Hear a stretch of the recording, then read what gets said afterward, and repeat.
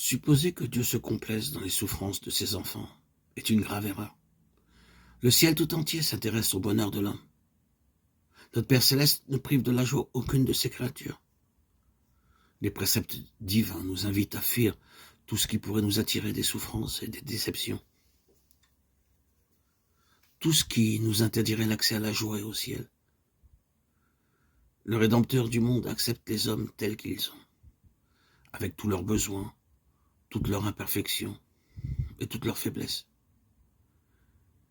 Il veut non seulement les purifier du péché et leur accorder la rédemption par son sang, mais encore répondre aux soupirs de tous ceux qui consentent à se charger de son joug et à porter son fardeau. Son dessein est de donner la paix et le repos à tous ceux qui viennent à lui pour obtenir le pain de vie. Ce qu'il attend de nous, c'est l'accomplissement de devoirs qui nous conduiront à une félicité supérieure, à celle à laquelle le rebelle ne pourra jamais atteindre. La vie réelle et joyeuse de l'âme, c'est de posséder Jésus-Christ, l'espérance de la gloire. Beaucoup de personnes se demandent comment faire pour m'abandonner à Dieu. Vous désirez vous donner à lui, mais vous êtes faible moralement, esclave du doute et sous l'empire des habitudes de votre vie de péché. Vos promesses et vos résolutions sont comme des toiles d'araignée. Vous ne pouvez dominer sur vos pensées, vos impulsions, vos affections.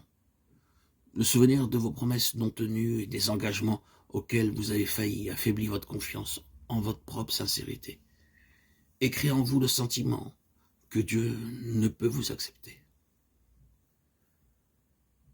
Mais vous n'avez pas lieu de désespérer. Ce dont vous avez besoin, c'est de connaître la véritable puissance de la volonté. Le moteur de la personnalité humaine, c'est la faculté de décider, de choisir. Tout dépend de la volonté.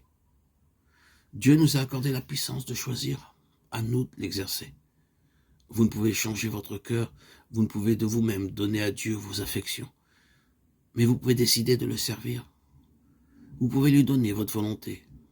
Et alors, il produira en vous le vouloir et le faire selon son bon plaisir. Ainsi, tout votre être sera placé sous l'action puissante de l'Esprit du Christ. Vos affections seront concentrées sur lui. Vos pensées seront en harmonie avec les siennes. Désirez la bonté et la sainteté, c'est bien. Mais si vous en tenez là, cela ne vous servira de rien. Plusieurs seront perdus qui auront espéré devenir chrétiens et désiré l'être. Ce sont ceux qui ne parviennent pas à soumettre entièrement leur volonté à Dieu et qui ne prennent pas la décision d'être chrétiens. Par l'emploi judicieux de la volonté, un changement complet peut s'opérer dans votre vie. En soumettant votre volonté à Jésus-Christ, vous vous unissez à une force qui est supérieure à toutes les principautés et à toutes les puissances. La force d'en haut vous sera communiquée pour vous rendre inébranlable. Et ainsi, en vous remettant constamment entre les mains de Dieu, vous serez mis à même de vivre la vie nouvelle, à savoir la vie de la foi